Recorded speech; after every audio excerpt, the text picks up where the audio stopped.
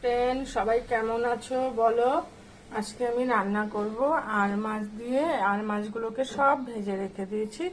আর কালো জিরে আর জিরে আর হলো তোমার এটার মধ্যে আছে টমেটো আর সামান্য আদা। এই মশলাটা এবার এই ফোড়নের ভেতরে দিয়ে আমি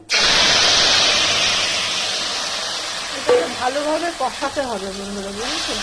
অনেকক্ষণ ধরে আস্তে আস্তে করে কষাবে। এটা মানে নুন হলুদ মিষ্টি সামান্য দিয়ে দিয়েছি আমি সবটাই, বুঝেছো?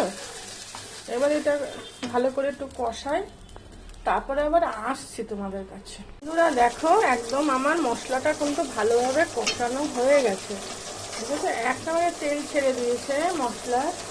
তারপর এদিকে আমি পাশে সামান্য একটু গরম জল বসিয়ে দিয়েছি পাশের উনুনে। এবার দেখো মশলা থেকে একেবারে তেল ছেড়ে দিয়েছি। আমি এবারে মাছগুলো দিয়ে দেবো, সব মাছগুলো ভাজা এগুলো দিয়ে এটার সাথে হালকা করে কষাবো।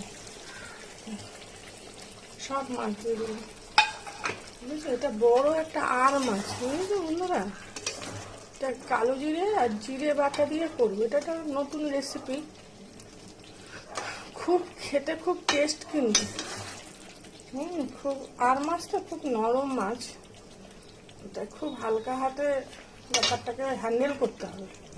ঠিক আছে, দেখতে থাকো বন্ধুরা। বন্ধুরা এই রান্নাটা একটু গামাখা গামাখাই হবে, বুঝেছো?